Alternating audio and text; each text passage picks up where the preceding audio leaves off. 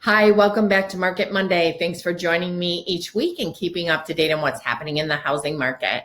So last week we had 92 new coming soon listings in the last 7 days, actually, and 262 new listings. We have been anticipating that the third quarter of this year was going to be very strong and that we were going to have more inventory. And we are definitely seeing those numbers consistently for the last 3 or 4 weeks, that we have more new listings and more new coming soons than we have had all of this year. So 262 new listings, 92 new coming soons. Those numbers are up from last week. Contingent that went off the market, 289. Pending, 155. These are either contingent deals that the contingencies are removed or cash deals that are going straight to closing with no contingencies. And we are seeing a higher number of full cash deals this year than normal due to a lot of the changes in what's happening in the market too. Solds, we had 294 homes that sold and closed last week. That number was also up a little bit, but still the exciting thing is that we had less homes that sold than what came on the market. And that's a new thing for us this year. So we had not been seeing that. We had been seeing more houses sold and closed than what were coming on. But we now have more that are coming on that are actually sold and closed, which will give us a little bit more inventory. So this is a good thing. We currently have 933 homes for sale in the market. 21 active and coming soons in Oregon, 18 active and coming soons in Point Place, 4 new ones in Oregon, 4 new ones in Point Place this past 7 days, 2 new coming soons in Oregon, 13 went under contract or pending in Oregon, 7 went under contract or pending in Point Place, and 5 sold and closed in Oregon and 4 sold and closed in Point Place. Our June numbers are in. You can see that the number of new listings in June of 2021 were down below the new listings in June of 2020. We had a few more pending sales. We had 539 pending sales in June, 546 that actually sold and closed. Our median sales price is $150,000 in the Toledo, Northwest Ohio, north section of Wood County, because our region includes the northern part of Wood County. And our inventory in June was 945, and our inventory in June of 2020 was 1,235. So that's what has been driving these bidding wars that you're hearing about. The number of houses that were on the market available, we had more buyers than we had sellers, which continues still in July. It's just that our numbers are getting a little bit better because we are getting more inventory. As you can see in June, if you had put your house on the market, you were expected to probably sell it in about 1.9 months. So that's how many months of inventory that we have on the market. That's how long it would take us to sell all the homes in our market that are available in June was 1.9 months. So it'll be interesting to see what July looks like. Overall, this is from June, Zelman's June broker report. They were reporting that buyers are starting to feel a little fatigued. They are starting to question whether it was really the best time to buy a home. You can see when the poll was done in the spring, about 1 out of every 2 buyers thought it was a great idea and it was the best time to buy a home. And as we got into May, and I'm sure in June with all the bidding wars, we're going to see the same thing. Only about 1 in 3 were perceiving that it was a good time to purchase a home. We did have a slight decrease in the number of showings that we were having on the market, down from May. Or March and April. You can see May's numbers were down, but if you look at them historically year over year, you can see that we're still way up in the number of showings over last year. And so there are still a lot of buyers in the market. So don't discouraged. But this buyer's fatigue is actually real. It's a real thing. We've had record price appreciation in some areas, not in our region, but in other regions across the United States, up to 14% price appreciation. Across the United States, we have extremely low inventory, which the shift is changing. We're going into third quarter and we are going to have some more houses for sale. We have a record high percentage of sales over list price. So if you listed your house, let's say at $250, you could likely expect to sell it maybe around $275-ish. So definitely a higher percentage of sales over list price.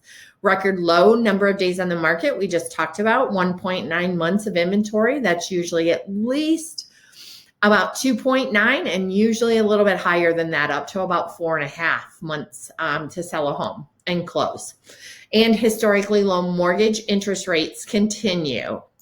So don't forget about that, because the interest rates are definitely making it more economical for you to purchase a home in today's market. Even with the rising prices of homes, you can definitely expect to have a lower interest rate, and definitely you'll be able to buy more home for less amount of money than you could, say, even 5 or 10 years ago. So we are expecting a turn in the market. It's already happening. As I've been talking about the last 3 or 4 weeks, we've started to see this inventory increase. The market, though, is still hyper competitive. So if you are a buyer and you are in this market, you have to be 100% all in. It's kind of like our buyers in the wintertime. You're out here, you're serious, you got to be all in.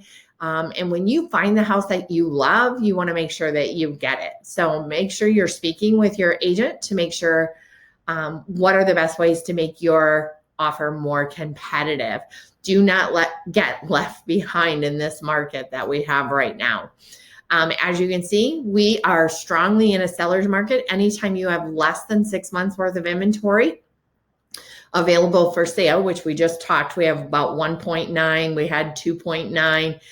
Anything under 6 months is considered a seller's market. And we haven't had a seller's market like this, or probably like this ever, but you can see the last really good seller's market we had was back in 1999. So it's been over 20 years since we've had a good seller's market. American home equity has skyrocketed. The average gain in equity in the last year or so has been, sorry about that.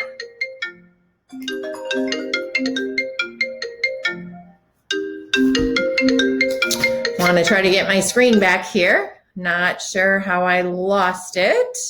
So let's try that. There we go. Okay, sorry about that.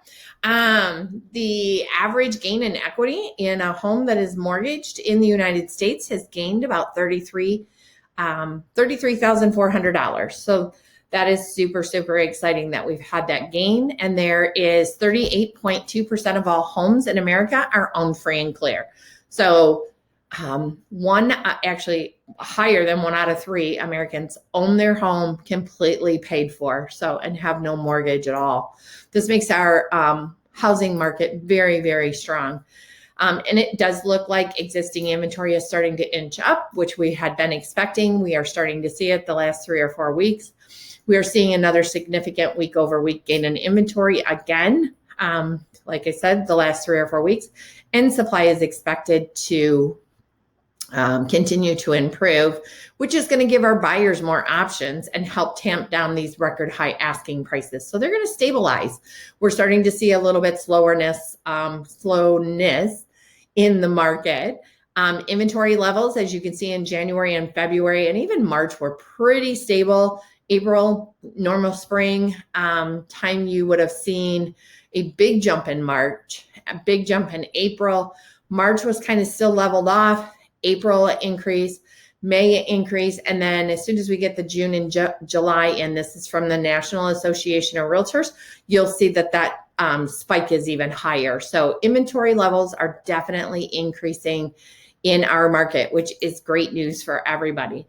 The improvement that we saw in new job listings growth from May to June shows that sellers are entering back into the market, actually historically later. So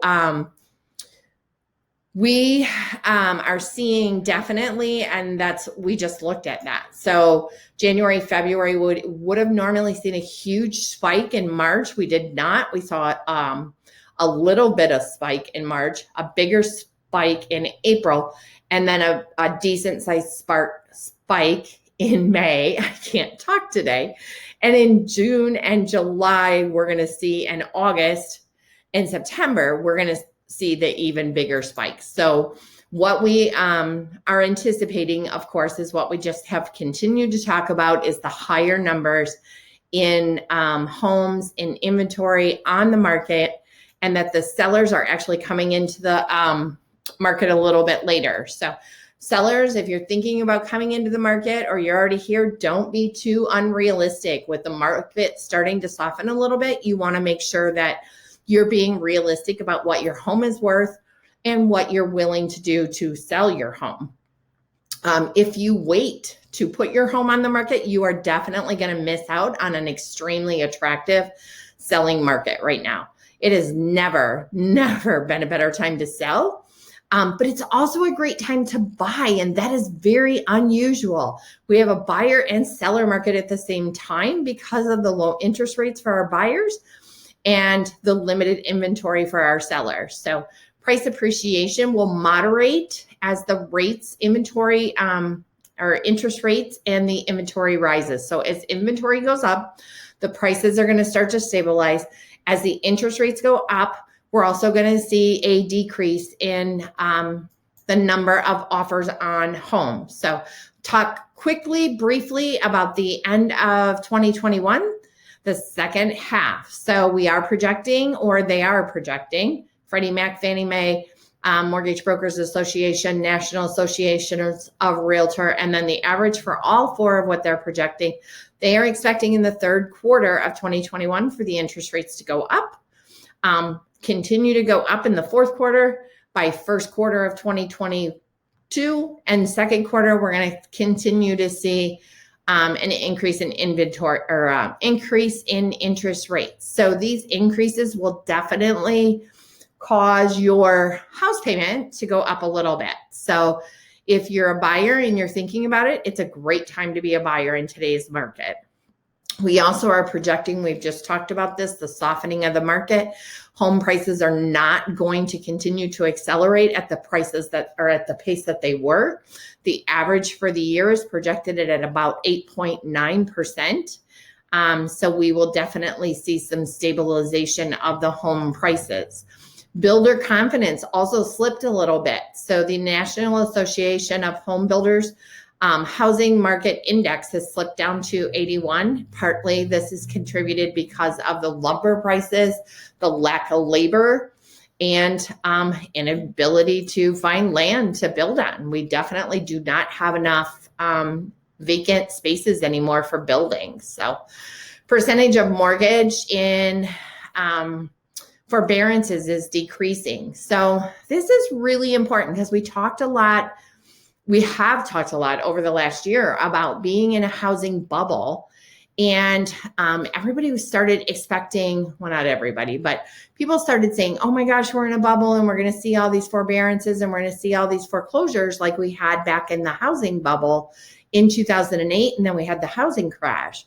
Well, as you can see here, the actual percentage of mortgages that are in forbearance is actually decreasing. So instead of increasing and having this huge block of inventory of foreclosed homes that everybody kept saying, oh, we're going to have all these foreclosures, they're going to come into the market and they're going to help the inventory crisis, and we're going to be able to buy all these homes for dirt cheap. What happened after the housing crash? So unfortunately, there's so many people, 38.2%, that actually own their homes free and clear. And the amount of equity that people have gained in their homes, anybody that is actually upside down, less than maybe 10%, has the ability to actually sell their home instead of having to go through the foreclosure. So it's important for us to keep in mind that there's only 3.93% of mortgages in forbearance currently, which that number, if you take that to A year ago, May, that number was 8.47. And so currently people are making their house payments. They've entered into some kind of an agreement. And again, if they have less than 10% equity, which you can see most people do by looking at this graph, they can actually put their home on the market and sell it and not have to go through a foreclosure or forbearance. So month over month change in inventory in the United States, as you can see, this is definitely changing for everyone. We're starting to see the market soften a bit. We are starting to see more inventory, and this is great news for, especially for our buyers. A fall market, we're anticipating everything to continue to be strong in the housing market for at least another year and a half and possibly longer. So, but they don't project out too much farther than that.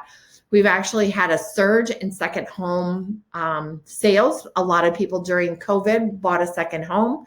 We're starting to see those come back into the market as we return to normal. People are selling their second homes because they can't be there, or they have to be home. They have kids that have soccer or football practice or baseball practice, and they're back to work and going to work. And so we're starting to see a surge, a little bit of second homes coming back on the market also.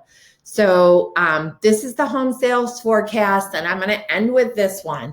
We are expecting the home sales to continue to increase very nicely in 2021 and to continue to do well in 2022. So if you are a seller and you are thinking about selling your home, please feel free to reach out. Ask me what some of this info, if you have questions about any of this that I've shared today, if you want to know what this means for your home, please feel free to reach out to me. My number is 419-356-0276. And know that we are continuing to look for homes for our buyers. We do definitely still have a large number of buyers in the market. And I expect that to continue as we've been talking about through fall, through spring. And so it's a great time to be in the market as a buyer or a seller. Again, if you have any questions, please feel free to reach out. Thanks for joining me each week. You can also follow me on my Facebook page at Brenda Kilburn, RE/MAX Preferred Associates. And I post a lot of stuff during the week, along with my weekly market forecast, so that you can keep up on what's happening in the market. Have a wonderful week, and I will talk to you next week. Thank you very much. See ya. Take care.